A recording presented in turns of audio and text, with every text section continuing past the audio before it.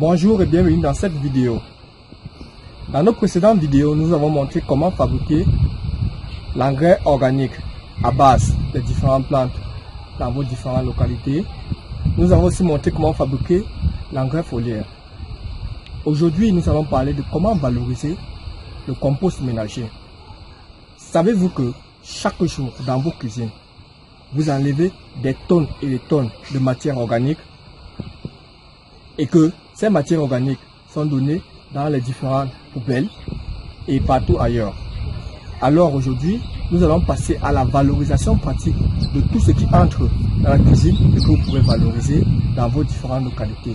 Que vous soyez en zone périurbaine, urbaine ou rurale. Alors, pour fabriquer le compost ménager, de quoi est-ce que j'ai besoin? La première des choses que j'ai besoin, c'est de creuser un trou que vous voyez là. Ce trou peut être de 1 mètre sur 1 mètre minimum. Et pour aller plus en fonction de ce que vous aviez. Il suffit juste de creuser un trou au moins d'1 mètre de profondeur et de faire une circonférence ou un rayon d'1 mètre. Après que j'ai fini mon trou, la deuxième chose à pouvoir valoriser, ce sont les ordures ménagères. Prenons le cas, par exemple ici, des pots de banane et de canne à sucre. Les pots de banane et de canne à sucre sont riches en éléments phosphatés et oligo-éléments. Sachez que la plante a besoin de deux grands types d'éléments, à savoir les macros et les oligos-éléments. Parmi ces macros-éléments, l'azote, le phosphore et le potassium. Et ces oligos-éléments, nous avons le magnésium, le zinc et le fer. Et cet élément, canne à sucre et les pots de banane, sont riches en cela. Aussi, nous pouvons aussi avoir les déchets. Nous avons ici les tiges de légumes que nous pouvons aussi utiliser. Cela est aussi bon pour notre compost ménager. Il suffit juste de verser cela dans notre compost ménager. Aussi, nous pouvons aussi utiliser la coquille d'œuf. La coquille d'œuf est très riche en phosphore, moins en potassium et beaucoup en oligos-éléments. Donc vous pouvez valoriser tous vos ordures ménagères. Mais rassurez-vous, pas de plastique ou de matériaux lourds. Parmi les matériaux lourds, par exemple, nous pouvons prendre le fer, nous pouvons prendre l'aluminium. Ce sont des choses à éviter dans votre compost ménager. Alors, lorsque j'ai ces différents ordures, je peux facilement les verser dans mon trou. Parmi les métaux lourds, nous avons par exemple cette boîte. Ici, elle n'est pas bonne pour pouvoir mettre dans notre compost ménager parce que les plantes n'ont pas besoin de métaux lourds. Cela serait toxique pour eux. Alors, une fois que j'ai fini, ici, je peux verser à l'intérieur les ordures ménagères. Et on a rappelé, nous avons tout type d'ordures aussi, que nous pouvons tout simplement libérer. Ensuite, les différentes autres choses que nous allons augmenter ici, c'est juste pour améliorer cela. Si elles sont disponibles dans votre localité, tant mieux, ce ne l'est pas, non. Mais l'objectif de cette vidéo, c'est pour vous montrer comment vous pouvez valoriser tous ces ordures. Alors, si vous creusez votre trou et que vous avez mis ces différentes ordures, ça va. Mais vous pouvez apporter un plus pour améliorer la qualité du compost. Le premier élément que nous avons ici, c'est les fientes de poule. Vous pouvez utiliser la lisière de porc, les bourses de vache, les crottes de lapin, de chèvre et autres. Cela, c'est pourquoi? C'est parce que ces éléments sont en une proportion, sont riches en azote, phosphore et potassium. Et si vous le versez dans votre trou, vous pouvez facilement améliorer la qualité de votre compost ménager. La deuxième chose ici, là, nous avons la cendre. La cendre de bois, les cendres même de peau de banane et autres, vous pouvez utiliser. Les cendres sont riches en phosphore et en azote, en phosphore et en potassium autant pour moi.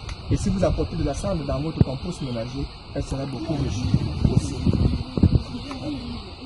Nous avons aussi ici là les feuilles de fleurs jalousie. Comme nous l'avons rappelé, ces différents éléments que nous mettons de plus, c'est juste pour améliorer la quantité donc, de matière organique. Les feuilles de fleurs jalousie sont riches en azote. Si vous n'avez pas les feuilles de fleurs jalousie, vous pouvez utiliser les feuilles de toutes les légumineuses qui sont riches en azote. Parmi ces légumineuses, nous avons les feuilles de soja, les feuilles d'arachide, les feuilles de haricots. Alors, si vous avez les feuilles de fleurs jalousie, vous pouvez le mettre. Les feuilles de tournesol, vous pouvez aussi augmenter pour améliorer la qualité de votre compost ménager. Ici aussi, nous avons à notre disposition.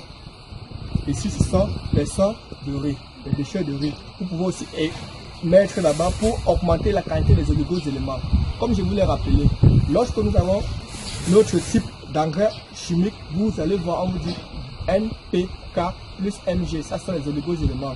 Et en baissant cela, c'est juste pour enrichir cela. Et la plante a besoin aussi de ces oligo-éléments pour favoriser la différente croissance. Bon, l'apport de ceci est aussi bénéfique pour votre compost ménager. Et enfin, l'élément aussi qui est important pour vous, c'est que, vu le fait qu'elle se fait hors de la maison et que nous ne savons pas si à n'importe quel moment un enfant ou n'importe qui peut apporter un matériel comme le plastique. Pour cela, pour se rassurer de la qualité de notre compost ménager, je vous conseillerais d'utiliser aussi le charbon de bois. Ce charbon de bois a plusieurs rôles. Son premier rôle, c'est de permettre la décomposition rapide et multiplier les micro-organismes. De 2, de neutraliser les micro-organismes nocifs pour la plante. Et enfin, le 3, de pouvoir neutraliser tous les métaux qui peuvent se trouver par inadvertance dans votre compost ménager. Plusieurs fois, dans le type de compost urbain, on nous parle d'épuration. Le charbon de bois est un bon épurateur pour votre compost ménager. Alors, vous pouvez le verser s'il est disponible pour vous rassurer de la qualité de votre compost. À la fin, lorsque nous avons ce mélange, nous pouvons donc le laisser se décomposer pendant 2 à 3 mois. Cela dépend de la localité dans laquelle vous vous trouvez. Actuellement, nous sommes au Cameroun, nous sommes en saison pluvieuse. Donc l'apport d'eau se fera naturellement par les pluies. Si nous sommes en saison sèche, nous pouvons tous les 1 semaine avec cette eau pour que la décomposition plus super. Et la décomposition est fonction du type de matériel que nous avons dans notre compost. Pour dans les zones chaudes, comme au nord Cameroun ou bien à l'ouest Cameroun, ou bien à l'ouest de l'Afrique, Niger, Burkina Faso, Mali et autres, vu la température qui règne et s'il verse suffisamment de l'eau, la décomposition sera plus rapide que par exemple moi qui me trouve à l'ouest Cameroun où la température est basse et la décomposition est lente. Donc, une fois qu'on est dans ceci, veillez à apporter constamment de l'eau pour que la matière puisse se décomposer. Et à la fin, après 2 mois, vous pouvez utiliser votre matière organique. Vous voyez que cette technique est l'une des techniques pour pouvoir valoriser nos matières qui sortent de nos cuisines. Et à vous de pouvoir apporter les éléments en fonction de ce qu'elle peut apporter pour la plante. Merci et n'oubliez pas de vous abonner sur notre chaîne YouTube pour recevoir de nouvelles notifications et bonne formation à tous.